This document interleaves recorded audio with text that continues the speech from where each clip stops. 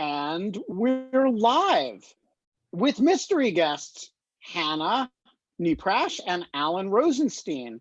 It is Sunday, May 10th, 2020, 5 o'clock p.m. All right, the Boris Johnson news. Boris Johnson, he has revealed an alert system for England, reports the BBC.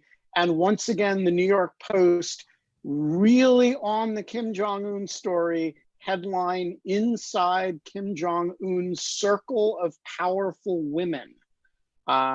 North Korea is known for many things, but circles of powerful women, I did not know to be one of them. Is that better than binders full of women? I was going to say that. I have a pair of binders full of powerful North Korean women.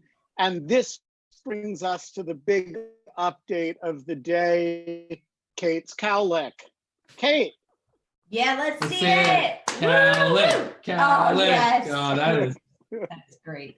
It is awesome. Well, you got to speak so people can see it. Oh, I mean, okay. Because otherwise, I want to hear from the cowlick directly. No, I know it's like a literal alfalfa. Like it's it's a joke. Oh, it's awesome. I mean, like it's always pretty bad. But I went to sleep with my hair wet last night, and so it is exceptional this morning. You are also wearing an exceptionally colorful shirt. This is one of my favorite shirts. I got it at a thrift store in Montana. It is an XXXXL men's shirt. If I rolled down the sleeves, they would come down to here.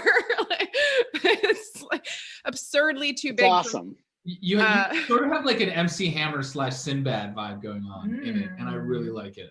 Thanks. I'll take both of those people. Those are both great things to be. Yeah. All right, so let's introduce our mystery guests who devoted watchers of the show will know, because this is the first time we've had a couple on in lieu of fun. But it is a couple whom we have had both of the constituent parts of the couple on in their individual capacities. So Alan Rosenstein, you will remember, was one of the earlier guests on in lieu of fun. He is a law professor at the University of Minnesota. He is the author of, or the editor of, the Lawfare's first published book. He was the very first Lawfare student contributor. Other interesting, distinctive features of Alan Rosenstein: he is the only person ever to, as a student, in his first interaction with me, call me an asshole, which was justified under the circumstances. Have you gotten this made into a tattoo yet, Alan? Just out of curiosity. I want Ben to get it as a tattoo. Why do I have a tattoo? Alan Rosenstein says I'm an asshole.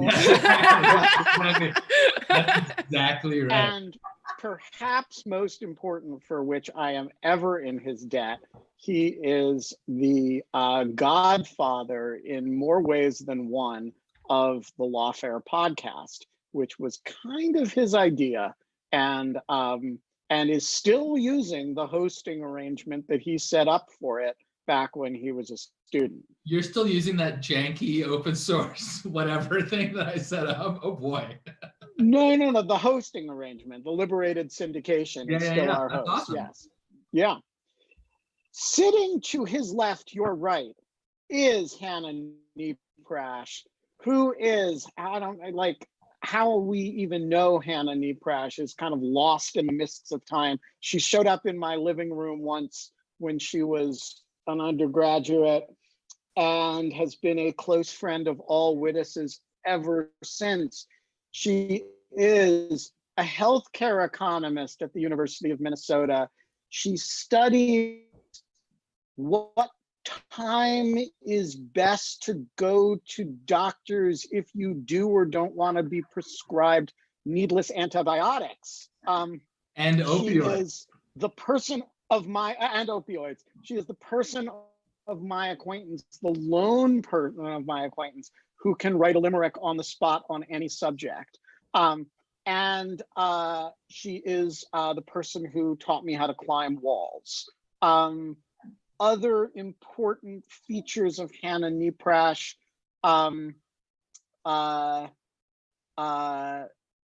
She's super funny. And she, I feel like that's something she has to prove, Ben. You just can't like declare that. No, Hannah is quicker on her feet conversationally than just about anybody I know. And and when she came out of college, those of you who are in college coming out into this awful job market, she came out in the last truly awful job market with 5 job offers. So take that and feel inadequate, all of you. Hannah and Alan, welcome to the show. Welcome to the show, guys. To you both. Thanks for having us again. Are you both drinking water? No. Vodka. Clear liquid. This was also like never drinks water. Leah Littman had Smart Water on the show, and next to Dahlia Lithwick, who was literally drinking like this much vodka, like in a glass. And I was like, I bet you Leah's is not water.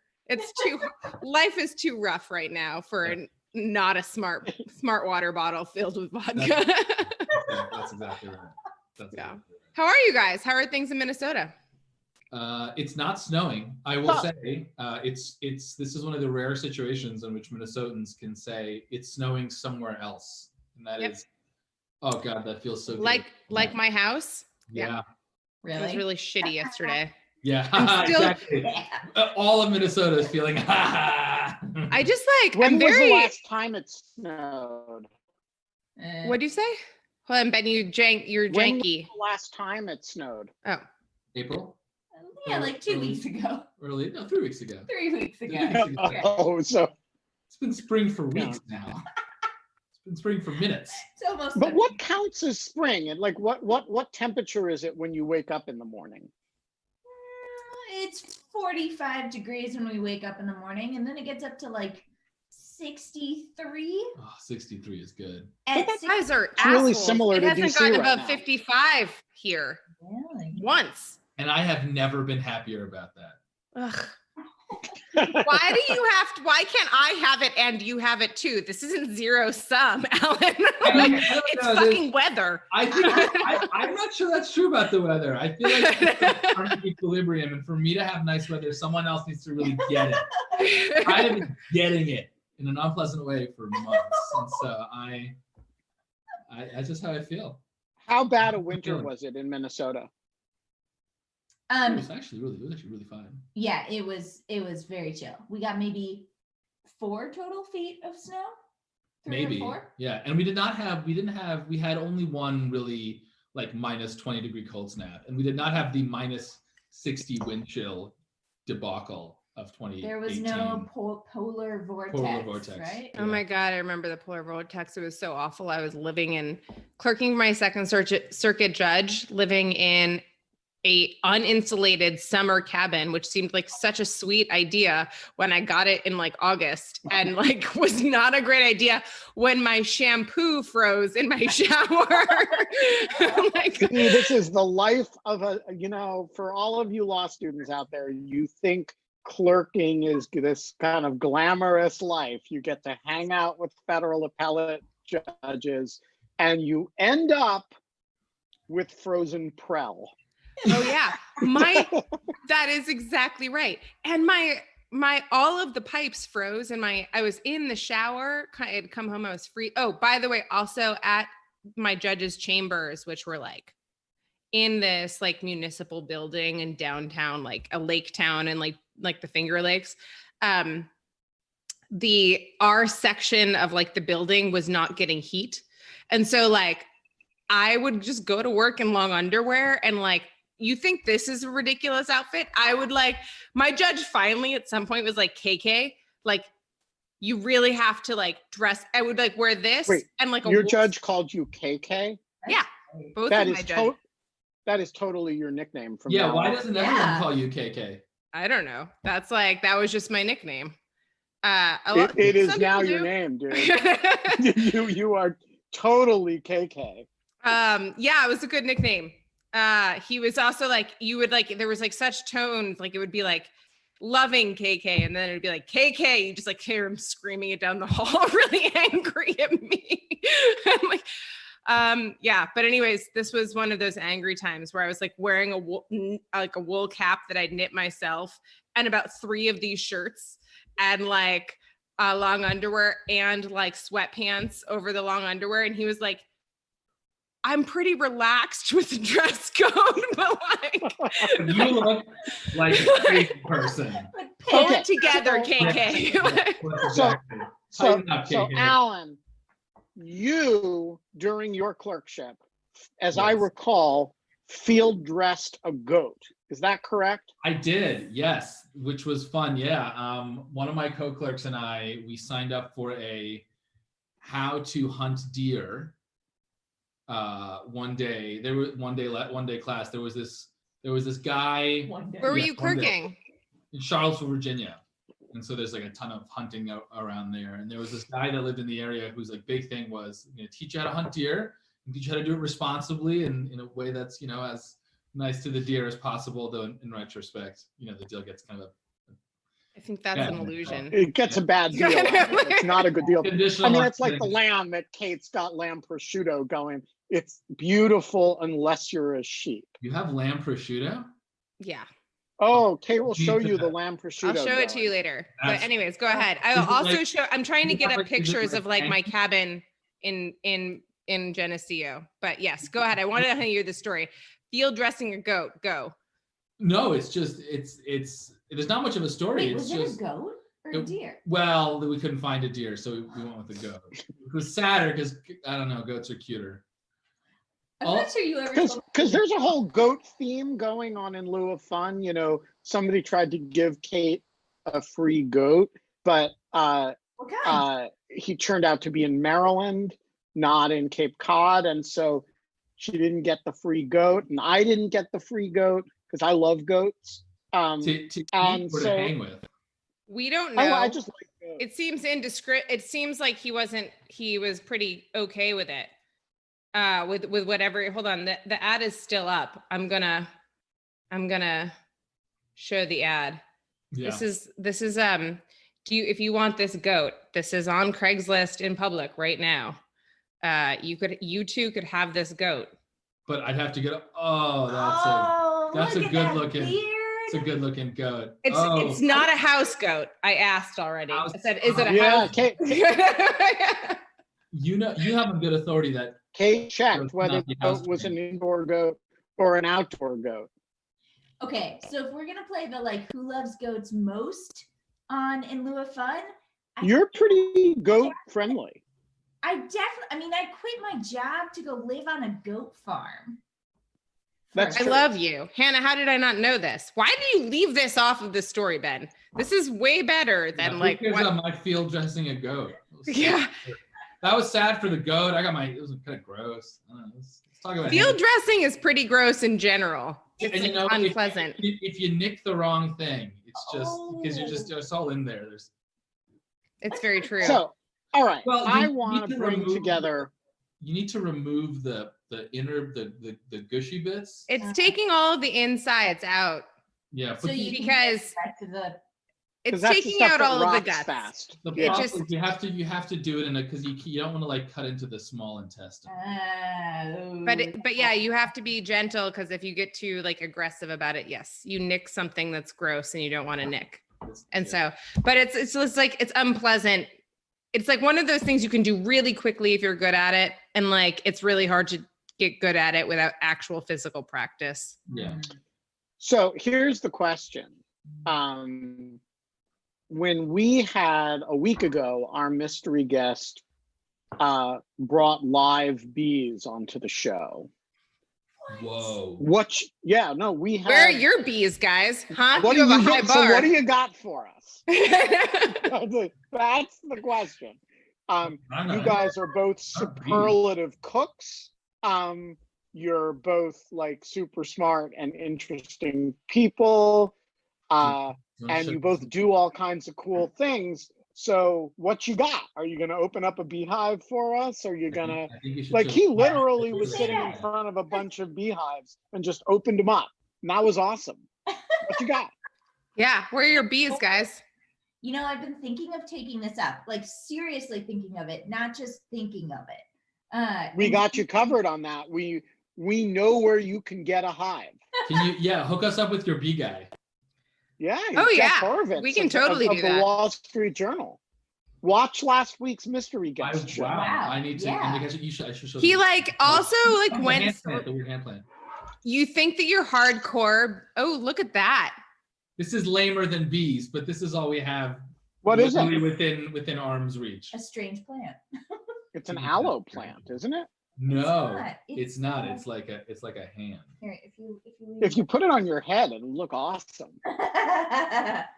Oh, this is actually a sweet. There we go. Okay. This is a sweet hat. That's what we bring to the show. Okay, now wait. We're gonna get a screenshot of it to send to your students. Talk, Alan.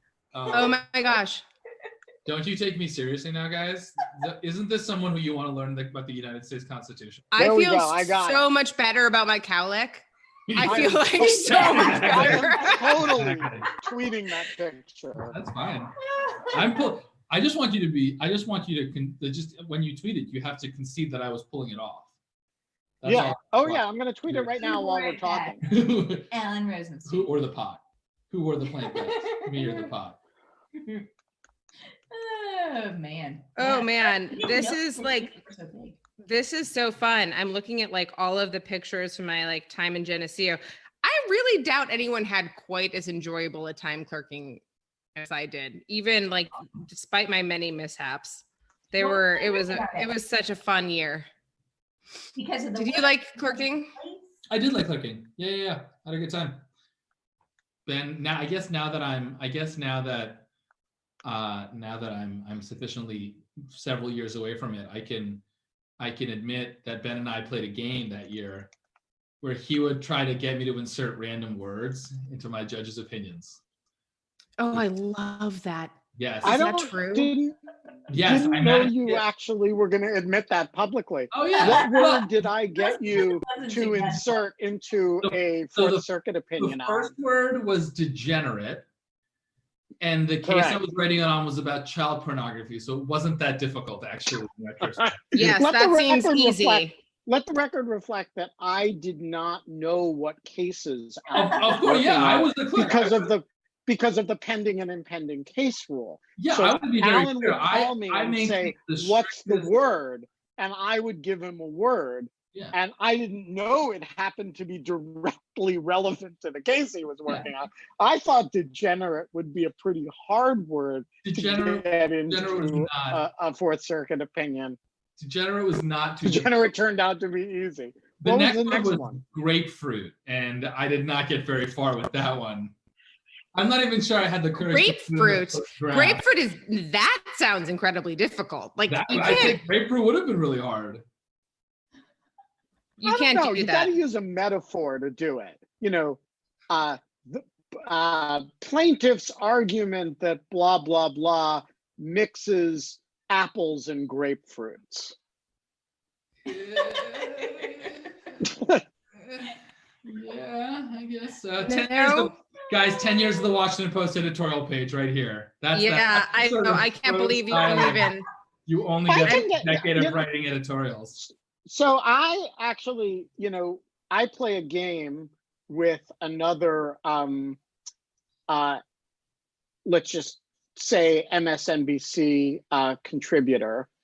When we are on television together, it's only when we're on television together, we text each other the word of the day.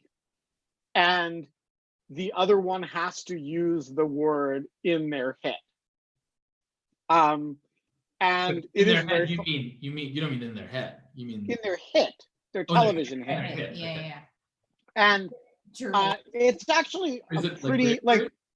no, well, I mean, I'm not going to tell Oh, you who is it it is grapefruit? and therefore what the words are, but because I think like this person probably wouldn't want me to talk about the word of the day game.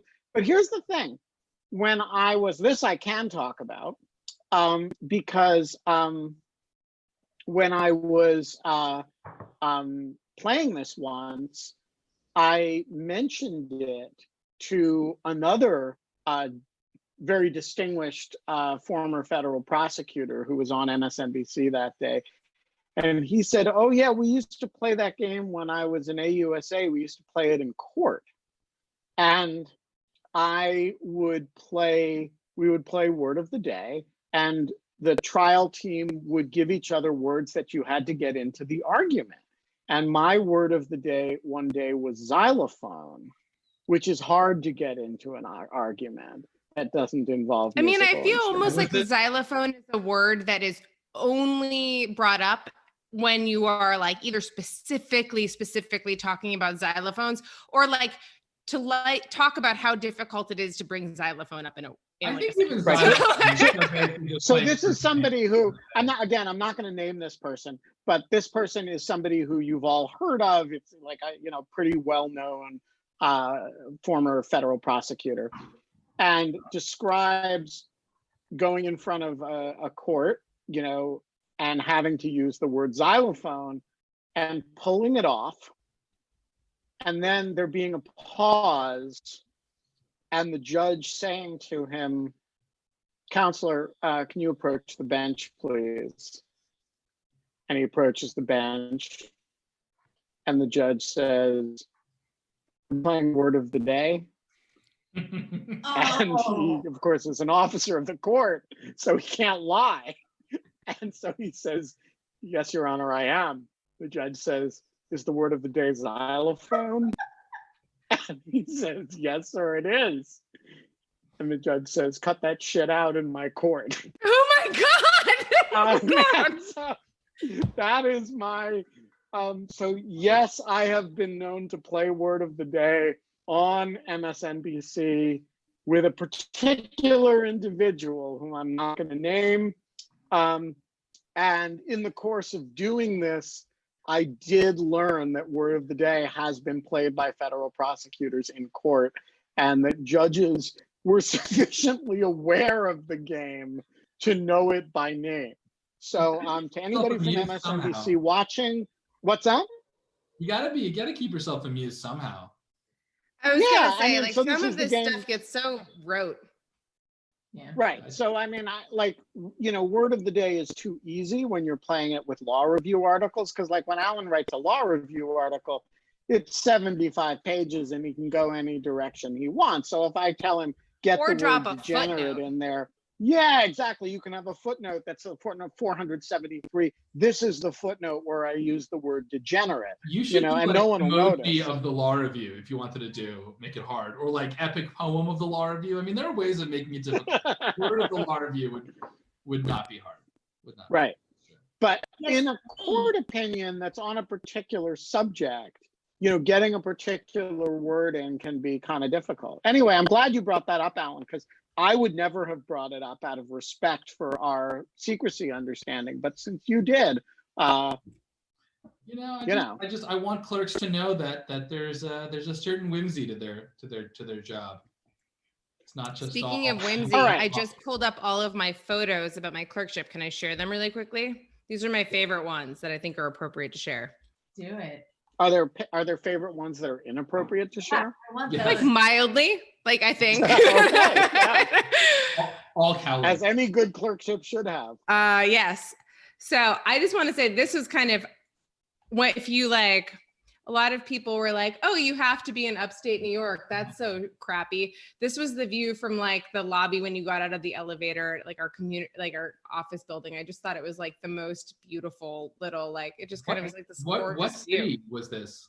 This is in Geneseo, New York, which is about 45 minutes from where I grew up, on the Finger Lakes. When I moved to the cabin that I got. I bought for $100 on Craigslist this rowboat and had it delivered, and it was a piece of crap. And I would like go out like at the end of every every like night of getting home from like working at the office, and I would row out with my fishing tackle and a 6-pack of beer, and I would just like row out into the lake, and I would never catch anything. But it was like really wonderful. I would bike to work every day. This was like the bike that I had. And that Good is turtle. that was my turtle. Oh, nice. That is my free range turtle. Like most people keep like their turtles in tanks, and I like hated the idea of that. So Mott, his name was Mott. He like I had him for 13 years, and then I gave him to a conservatory. But anyways, he used to hang out and bask in this like heat lamp and like kind of walk in and out of his bowl. He'd walk all over the apartment. It was kind of amazing. And these are the eggs of the chickens that I bought when I was clerking, which was kind of, I'll show a video of them later, but I built a coop and got 3 chickens, and they would lay these like beautiful, beautiful brown eggs. And this is the polar vortex. This is June in. Yeah, no, actually this was April. This was like that. It was April of that year. We got 4 feet of snow, and this is the path that I shoveled out to my chicken coop. Like it was just like completely crazy.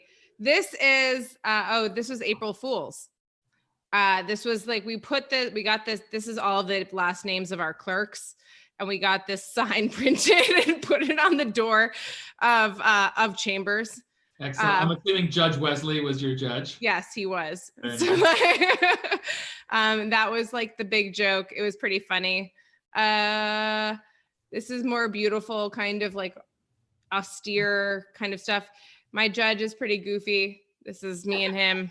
Nice. Wow, you had a lot more hair then. I did have a lot more hair then. This was us doing our official clerkship photo. And shortly after this photo, I found a baby squirrel that then became the office mascot and came to work every day. And that my partner fed with an eyedropper and let walk on his head. And she would just like sleep nuzzled up on my stomach. And like, it was, oh yeah, she did not like me this was like me making a timeline for one of the cases that I was briefing, and she was like not having it. So anyways, that was my clerkship experience. Please send me the picture of the squirrel on John's head for purposes of my Twitter good morning image. I think it just needs to be a Twitter good morning image one of these days. If we send you a really cute, Ben, I have a squirrel question for you, Kate, but before that, Ben, if we send you cute pictures of our dog, can that be a Twitter good morning? They have to be distinctive. Oh, we can make that happen. You know, like if the dog is wearing lawfare swag, for example, totally doable. You guys can pull that off. Coffee out of a lawfare mug. Yeah, exactly. I mean, it just has to be something that makes it like other than like just a picture of my dog. Dog pictures. Right? You should start selling a lawfare bandana, which I would buy that as swag. I would buy that, and it could be a mouth cover. Face mask. Yeah. And then face mask. Could be a lawfare bandana. So we keep talking about whether we should sell lawfare masks, and there is a fierce debate going on in the lawfare core editorial community about whether this is A, a good idea, or B, in bad taste. And people have radically different views about this. But bandanas are great because they can put them on anything, and you can choose what you do with it. Nobody has changed their opinion. Like the people who think it's in bad taste, it's like profiteering, are locked into that view, and the people who think it's awesome, everyone's doing it, Disney has masks now, are locked into that view. It's actually interesting how much it's kind of a gut check about where people's priors are. Where are your okay, so I'm oddly in favor of it, actually. Yeah, I actually want to ask both of you and Ben. Like, so something super interesting that I think is fascinating is that like First Amendment law is like typically anti-mask, like, and that's because of the Ku Klux Klan. Like that is like one of the reasons. Like you have to march in public with your face, and there are two things that have developed in the tech world in the last, two things that have developed in news in the last couple of years that like I think changed this. One is facial recognition technology, and the other is the fact that now like the vast majority of like the world in the current moment is like going to have an excuse to wear a mask all the time. And I'm just kind of curious what people think what that means for free speech, and like what that means for like anonymity in public, and whether that exists I don't know if it existed before the mask thing, but masks are a way of reclaiming it. Huh. So the question is like, do you have a right to put a mask on and stay anonymous in public? Is that sort of the question? Yeah. So the reason this came up was I had this one wonderful student. She just graduated. She took 2 of my classes. She's a Black queer woman and a gamer and like all this stuff. And she was just like, all of the First Amendment doctrine around this seemed antiquated, like just did not strike her as correct. So for example, she was like, no, people should be allowed to be anonymous in public and have to not be anonymous in like on the internet. Like we should absolutely just like require people to walk around with like IDs, like basically all over the internet. I am so in favor of that. I mean, I don't agree with her about anonymous in public, but well, she was like, I think anonymity is the most overrated First Amendment value in the world. That's so interesting. I mean, like, it's so interesting. And like, and I was like, sorry, what are you saying, that Hannah? Anonymity comes from, well, yeah, what did you say, Hannah? I don't mean to cut you off. I was recalling our comment or vote experience. Yeah, our names were on that. What was that? Can you tell us? You guys have never seen Wait, that was you? or vote? That was Wittes and Roush. No, I know, but it was. Hannah Yeah. It's part of the production team. Center vote. Oh, I love commenter vote. Ah.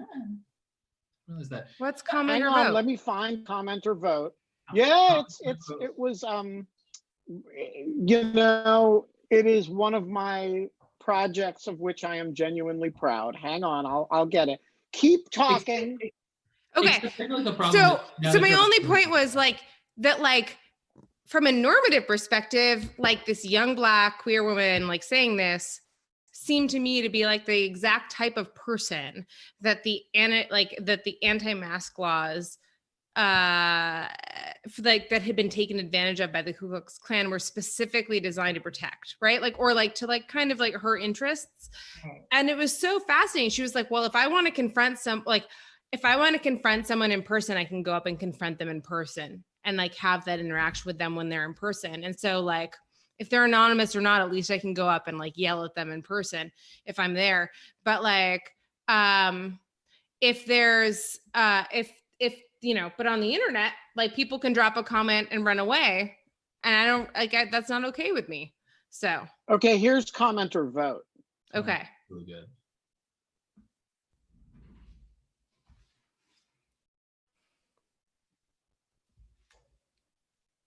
Did you have to put the sound on? Wittes, we can't hear it. Yeah. Uh-oh. Ben, you have to, when it gives you the screen sharing option for this, exit it. If it gives you the screen sharing option, you have to click both boxes to say enable, like share your audio on the image. So just like stop sharing and then let me reshare. fix that. Unshare. Okay, stop share, and then reshare it. And then there'll be 2 boxes on the left. Oh, share computer sound. I see. Yeah, good. Thank you. Here is comment or vote. Uh-oh, I can't do that. It says I have to reinstall Zoom to do that. Bummer. Do you want me to do it? Send me the link. Send me the link. I can do it. Okay. All right. That's how it's going to happen. I don't know. But this is interesting, and I don't want to monopolize the conversation with this question, but I have been puzzling about this for a year now since she brought this up, and I just thought that like I'm curious what you both think. I mean, it seems like a perfect. I mean, I don't know. This is one of the reasons why I find a lot of these constitutional questions so frustrating. Yeah, it's a value, and it's a value that can be balanced off against the other value of not having people use anonymity to be jerks to each other. And I'm just not so sure that courts have any greater wisdom in figuring out how to balance those values than, you know, your average legislature does, right? I mean, especially if you know, it's one thing if the anti-anonymity law or anti-mask law is applied unequally or anything like that. But I'm generally one of these people that tends to think that if a law is applied to the entire population, then got a strong presumption that it's okay, especially in these really contested cases. This is one of the big problems I have with the oversight board is, like, I think that they're really good people on understanding freedom of expression and not understanding freedom of expression online. Like, and like all of the ways that like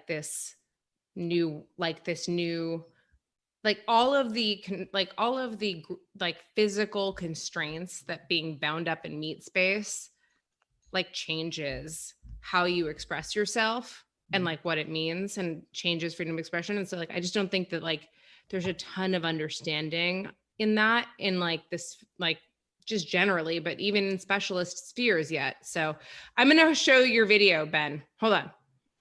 Okay, here we go.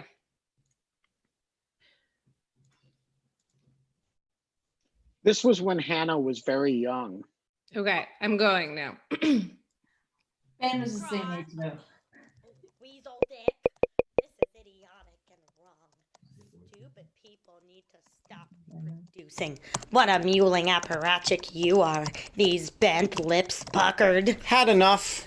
Internet commenting afflicts millions of unfortunates who have too much time and too little maturity. Its symptoms include anger management problems, impulse control issues, and intellectual regression to childhood. Sadly, commenters' juvenile name-calling and 7th grade argumentation have defaced countless websites. Ben, oh my God, this is hilarious. Is this like a dare? Like, is this like dare? Keep What going. is this? Keep going. It's a PSA. It's like the more you know. It's one of those. Did you? Yeah. Like, are we gonna get like a G.I. Joe graphic after this? Also, Hannah, just keep running. I'm going to. But also, did you do this with like a sense of the fact that you were doing this in kind of jest?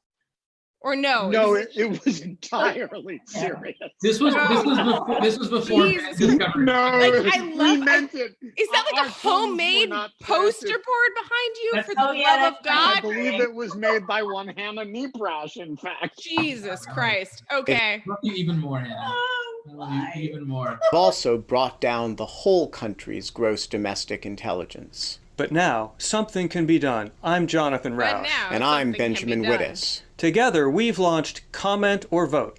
We propose a constitutional amendment barring anyone who posts an internet comment from voting in any election for at least 2 years. That's right. Comment Or vote. It's their choice.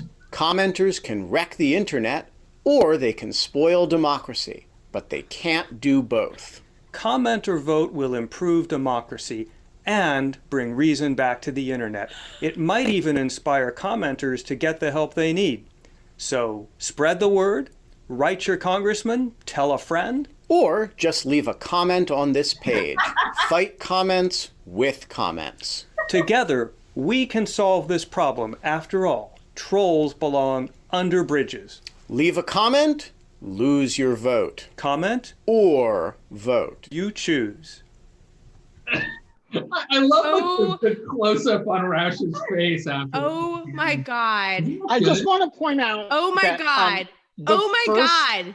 The first comment on the YouTube page of Comment or Vote for many years I hope was, it was fuck you you. guys are faggots.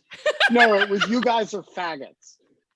To which I would totally Jonathan- lose my vote for that. to which Jonathan remarked to me two things. One is half right, and the second was that he couldn't tell. He genuinely couldn't tell if it was meant as a joke or if it was serious. The comments in response to that video were deranged and awful Oh yeah. in a way that like seemed calculated to make the point of the video, but none of them were ironic. Well, And you're a meta troll, Ben. You're trolling the trolls in this. That was 2011. That was like 9 years ago. That was almost 10 years. It's almost a decade. That is bizarre. Like, oh God. You had very DC hair back then, Ben. It has aged well. And by the way, to Pauline, that is what my hair actually looks like if I grow it, except now it is gray. But it's not, it has not all that much receded from there. I just keep it very short. So we have a question from Kevin R., the mysterious Kevin R., who is always good for a good comment or question. What's on your mind, Kevin R.? Well, the analogy to the word of the day game for longer documents, I've always found acrostics work well. Make the first letter of every line or first letter of every paragraph spell out amusing things. Here's the thing about that, Kevin R., is that like, it's very, very clever, but it's very tedious. And like, it's very hard. If there was like some type of like, if I could run an entire page of like a judicial opinion, basically through some type of program that like would make an acrostic, I would totally do it. But it was just like, it's actually harder than it looks, especially if you have like a multi-page document, right? Yeah, it's usually what I'll do something like that on like my third or fourth editing pass as something, you know, by the time I know my document well enough that I can't see the errors anymore. It's, you know, go through with And editing. what do your acrostics usually say? I'll grab some poem or something, you know. Oh, that's better than what I was expecting. You know, What kind of poems do you read? Whatever's at hand. Sometimes I'll grab a Shakespeare thing or something like that, and just, you know, something to give me a couple pages worth of letters to use. And it's cool. Nice way to mix things up of, yes, I need to read through this again to find all of my typos, but also I'll change the first couple of words of every paragraph. And then the next time I have to go back and undo it. Totally. That's really, I mean, yes, acrostics are like a nice form of subversion. I think that that's true. I will say I love these kinds of like verbal games, and I wish I were better at them, but I am super bad at them. When I was figuring out how to ask Hannah out on a date, I spent like 7 hours trying to write a cute flirty limerick.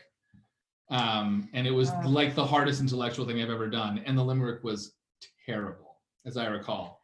And she still went on a date with me. So I don't know. Countless suitors have tried to write limericks, and it's just like the worst. That's bad, right? It's. Although, Hannah, I do want to ask you a question about composing doggerel on the spot. And we will get to. Nice try. What's that? We will get to a demand that you actually do that. But you and I think we talked about this on a previous episode. We may have, but you and I once had an ode off where we each gave each other a news story and had to write an ode within 48 hours. Do you still? And I believe that I have the one that I wrote, and I think somewhere in my email I would have the one that you wrote, which was, as I recall, I gave you the obituary of a Croatian war criminal. Oh yeah. Am I remembering that right? Uh-huh. And I think I gave you a story on Ode to Hershvervan or something, right? Thank God nothing had to rhyme. I think I gave you a story on the rise of video games in nursing homes. Is that correct? Right? That true? And I totally cheated in the ode off because I just adapted Keats's Ode on a Grecian Urn and replaced the words with old people playing video games. and I thought it was pretty witty, but you actually wrote an ode from scratch, which, not having Keats as a base, I might say was not quite as cool as mine, but it was far more original and far better, like as an original piece of work. So like, do you walk around writing doggerel in your head? I walk around thinking about good rhymes. I find that the hardest and the most satisfying part is coming up with the, so you've got the 3 and the 2, and you come up with those, and then you just like the interstitial bits work themselves out. You were saying you had a good rhyme. You're currently working on a good rhyme, right? Yeah. Don't you have a good? You remember what it is?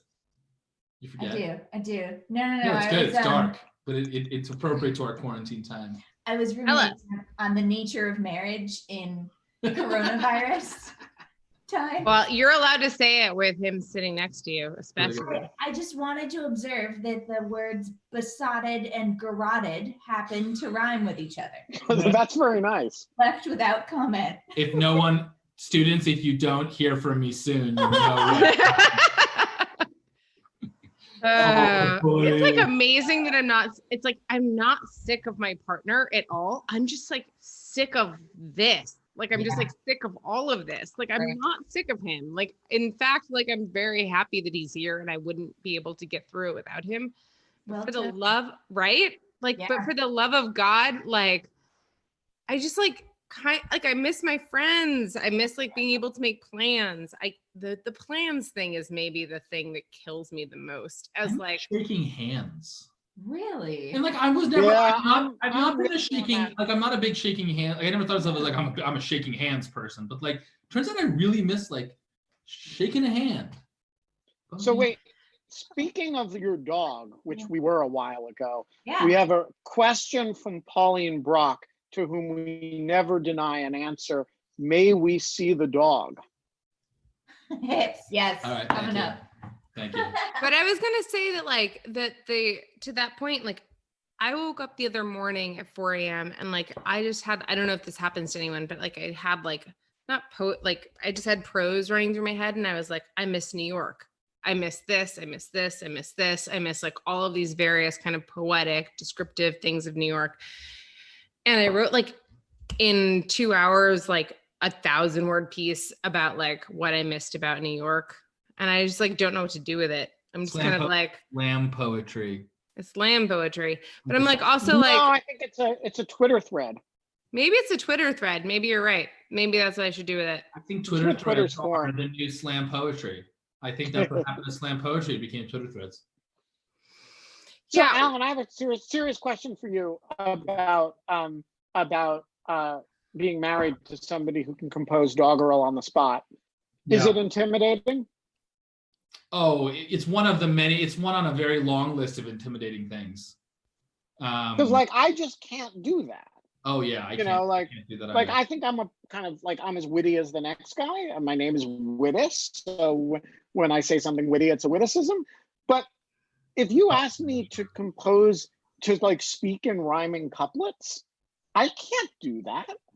Oh yeah, no, it's crazy. I think there's like a piece of her brain that just functions differently than it's really very impressive. That's what I'm saying. Like the first time, this was before I was trying to get up the guts to ask her out, and I spent like literally 4 hours writing just one limerick. It was like 8 lines. It was so bad. Yeah, I no longer try to compete. I have to say that like that type of thing is like how if I was like that, but the vast majority of my brain. Oh, hello. Hi. Oh my gosh, who are you? Hi. Her name This is is Scout. Hi, Scout. Are you named after the Scout in like of like To Kill a Mockingbird? Probably, but we're not sure. We kind of just kept the name the rescue organization gave her. Oh, that's We're kind of gonna nice. name her Talus after my favorite Renaissance choral composer, but then I don't know. Scout was really cute. We So decided it wasn't basic enough, It so we wasn't basic stuck with enough. Is Thomas Tallis really your favorite Renaissance chorus composer? I think at the end of the day, yes. Palestrina, tough call. Palestrina. I know you. Yeah, dogs She on like- laps. Dogs on laps. Oh wow, that's a good little like Uh-oh. Is dense, Scout gonna fluffy. freak out, do you think? Oh, cute. Where's your dog? She's so sweet. Speaking of So which, Kate and Gurgi? I, how is Gurgi? Where's Gurgi? Gurgi, who an appearance on In Lieu of Fun the other day, sitting on my lap, which is, by the way, a bit of a chore since he's roughly the size of, Kate or Hannah. I mean, he's a big guy. He is doing fine. Kate and I now have many, many things in common, and one of them is that we both have one-eyed dogs. Yeah, it's really cute. And Gurgi does not really mind having one eye, it seems. He's doing well, but he's not in. How did your dog lose an eye? Whoa. It's happening. It's happening. Oh no, it's happening. We're losing containment. Oh, the dog fell off. Wow, the dog like somersaulted. That's kind of amazing. That was we're done. That's kind of inevitably happens with Doggo. Nina was adopted blind, and she had 2 eyes, and she'd been in the shelter for 9 months. And as far as we can tell, she went into the shelter probably because she had really advanced glaucoma and they couldn't pay for her treatment. And then a dog bit her in the face and killed her good eye. So then she didn't have any eyes at all at that point. Like, so there's like a giant puncture wound in this eye, which is like, and she can't see out of it at all. And so we adopted her knowing she was totally blind, but not knowing she needed the eye removed. And then we had it like scooped out like 2 months into like our having her. And now it's been 5 years and she's doing great. She's just like, she's one-eyed, but she's totally blind, which means that all of my interactions with other people are very frustrating, in which I am just like, they're like, can I pet your dog? And I'm like, sure, but she's blind. And like, we can see that. And I was like, no, but she's blind. She's completely blind. They're like, oh, she's blind in both eyes. And I'm like, there's only one eye. And they're like, oh yeah, okay. And like they so seem to get it. And then like she's really blind. Like at the end of like whatever the interaction is. So and I'm just like, fuck you. I just said that at the beginning. Like no one is listening to me. I've never gotten to kind of interact with a blind dog or see how a blind dog operates. Like, is Nina, I don't know how to put it. Like, does she, if she was just wandering around the house, could you tell she's a blind dog, or she's so like sniffing? No, you couldn't tell she was a blind dog wandering around the house. She just like kind of walks around slowly. And then like, even in the backyard, she just like now that we're like in a yard, she has, it's actually incredible. We're like in this big house with like a big yard, and she will circumnavigate the entire house and like through the yard, sniffing just like on her own, like by herself, and then like find her way back to like the brick, like kind of like step up to get into the house, and then like walk up the steps and wait patiently at the door until we open it. And like, I don't know how she learned that, but anyway, so she's kind of amazing, but she doesn't like play fetch. She doesn't run. She kind of hates swimming and resents me for making her swim. Oh. So like, those are things that happen. Even with right? eyes, our dog does not play fetch. She like really messes up the very last step of giving it back to us so we can throw it for her again. It's sad. It's a reminder that her brain is much smaller than ours. Does Gurgi like playing fetch? So Gurgi loves, again, he doesn't see very well because he's had bad cataracts since birth, and now he only has one eye.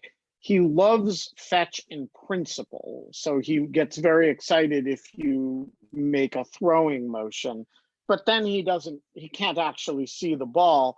So what he really likes to do is play fetch with another dog, and then the other dog gets the ball, but Gurgi just runs as part of the pack after the ball, and then kind of makes his way back and likes to do it again. But for Gurgi, fetch doesn't really involve retrieving the ball. It's really just, somebody throws something and you run. Was that always true? Yeah. Yeah. That's like very different. Like I always had golden retrievers growing up, or spaniels, and they would like go after things. So Hannah, I have a really important question for you. And it's before we get to the part where we demand that you compose a limerick on the spot. Which is, you know, what time should people go to the doctor? Like, distill all your research to kind of news you can use. You, like, thousands of people out there watching in lieu of fun today are thinking to themselves, what time should I schedule my doctor's appointment for? So if you want maximum health benefit, / maximum or minimum opioids? That's the question. No. What's going to happen to you if you do it in the morning, in the late afternoon, in the, you know, what do we know about what happens depending on when you schedule your doctor's appointment for? You're very sweet with us. Here, I will say two things. One, I always get the first appointment of the day when I know that they're not running behind yet. Because the second thing is that doctors are human too. And when they are stressed and under time pressure and need to get home to their families, they make different decisions. So if you want those opioids or those inappropriate antibiotics, end of the day, for sure. Man, that's a cute dog. I just can't get over it. She's like totally into that belly rub. Oh, Nina? Oh, sorry. Like, yeah, no, sorry. I didn't mean to distract from you. I thought you were saying really important stuff. No, Nina is just like, this is what, like, this is all she does. She just is like, she is the most docile creature that has ever existed. Yeah. But so that's interesting because like, I actually feel like I've gone to the doctor a few times. Well, not a few times, but like virtually a few times, I guess, because I had like runny nose and I was like, kind of like, okay, what's going on? Like, oh, it's just allergies or whatever. And then I've had my regular like psychiatrist, like kind of like meetups or whatever. But I've really wondered like what that kind of like, what that's like how people are judging what, I mean, I've felt like it could cut both ways, I guess is what I'm saying, is like that people could be really susceptible to like, basically like overprescribing like various type of like opioids, and both also like how do you walk that line? Like I just feel like it could be really hard, and like no one's written about like how this is being exploited, right? I mean, at least I haven't seen it. Have you heard about it? No, not really. I mean, there's still way more variation. Like if you compare, you know, the person that prescribes the most opioids to the person that prescribes, you know, the fewest, like there's still more variation there than like me at 9 a.m. versus me at 4 p.m. But I think, I mean, you make a really good point, which is that sure, you might go for like the easy solution, but you might also miss something altogether, right? So you could see conditions that would otherwise come up that are just being missed because there isn't enough time to get to them. Yeah. And this is why you don't see these patterns until you're crunching millions and millions and millions of visits, right? Well, that's all I do. Yeah. Yeah, you crush all this. It's like amazing. But like we had sorry, go ahead, Ben. No, go ahead. I was gonna say that we had like my friend Will on, who is like an ER doc, or not, he's not an ER doc. He was actually an anal health doc at like Callan Lord in New York City. That Callan Lord has now like kind of prides itself on serving underserved populations. And so they've opened all of these kind of like clinics, and he's been like there for 4 12-hour shifts a day and like doing all this stuff. And like a bunch of my friends have been doing this that are ER docs in New York.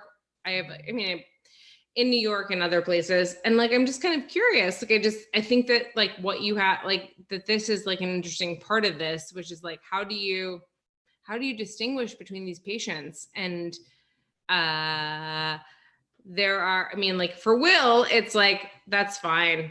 Now he's on these like very, these very specialized kind of patients in this hotel that are being treated in this exact way. But like, Jesus, like I don't know, like people who are like bordering on addiction or whatever else, like this is just terrible. Like this is just an excuse.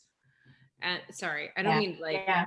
No, I'm with you. I mean, one of the many cruel, perverse aspects of our healthcare system is that the people that need the most care because they are the sickest tend to get care in the most resource-starved environment. Yeah. All right. So we've got to wrap up, but we're going to wrap up with a limerick on command, Hannah, and we're going to do it on a subject of the audience's choice. So here's how we're going to do this. I am going to come up with 3 possible subjects. I had nothing to do with it. And you all are going to vote. Backfired terribly. You're going to vote by raising your hands. And so the 3 possible subjects are overprescription of antibiotics and opioids late in the day. Number 2, under resourced care being the highest demand care subject, being the highest demand healthcare. And 3 is Michael Flynn, the Justice Department dropping a case against Michael Flynn. So you have choices of 2 subjects about which are directly relevant to Hannah's research, and 1 subject that Hannah knows basically nothing about other than what she might read in the newspaper. So it's totally up to you. So everybody put down your hands because I don't know what you're voting on yet. So here's what we're going to do. Okay, if you want Hannah to write a limerick on, compose a limerick on the spot on overprescription of opioids and antibiotics late in the day, raise your hand now. None. Okay.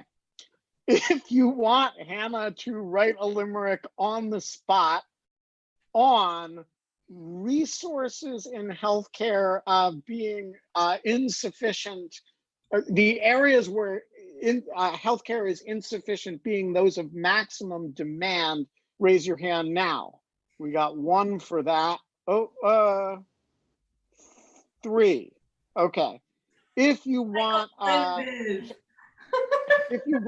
Hannah to compose a limerick on the spot on the Justice Department's perfidy in the Michael Flynn case, raise your hand now.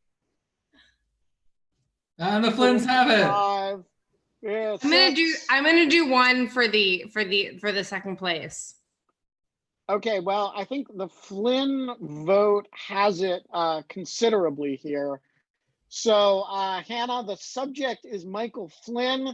The form is AABCA, BBA. The floor is yours. Go.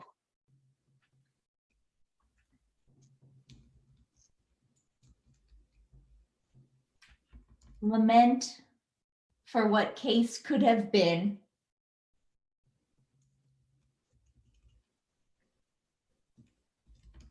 Against the man named Michael Flynn. The question, did Barr do this for his czar? Or was there no proof of the sin? Whoa. All done. Very good. Bravo. My wife, everybody. Jesus Christ. You married well. You married well. You know, it's like, I knew her when she was this big. Hannah and Alan, we love you guys. We love you too. Bye, guys. You know, you're so about great to have you on the show. Thank you. About the Nina. closest thing to You have to pay fun we attention. have on In Lieu of Fun. Come back anytime. Anytime. Kate, let's give briefly the schedule for the week because we have an incredible week coming up on In Lieu of Fun. Who do we have Monday? We have on Monday, we have, hold on. I know that we have this crazy week. Oh, we have like tomorrow we have like the oversight board, like Jamal Green and Nick Souser and other people that are kind of coming to join us. On Tuesday, we have Tim Miller. On Wednesday or Thursday, we have Tom Wheeler. And then on Friday, we have Shane Harris. Yeah, So- there's been a call from the people for Shane Harris on the show. He will be here Friday. Tom Wheeler, former chairman of the FCC, will be here Thursday or Wednesday. We haven't nailed that down. After my intense misallocation to Ajit Pai, yeah, maybe Ajit Pai about he'll the show up to ask a question. He'll redeem me, I feel. Tuesday is Tim Miller and Monday is Oversight Board Day. So Hannah and Alan, thank you for joining us. Everybody else, thank you for joining us. And you voted correctly. You voted correctly on Michael Flynn, by the way. Yes, play us out, Kate. These are my chickens. Yes. Yeah, the chickens. Chickens. All right. So there it is. They like pancakes. So just remember, guys, if you can't have fun, in lieu of fun, you can still have us play you out with chickens. Bye, Ben. Bye, Kate. Bye, Hannah.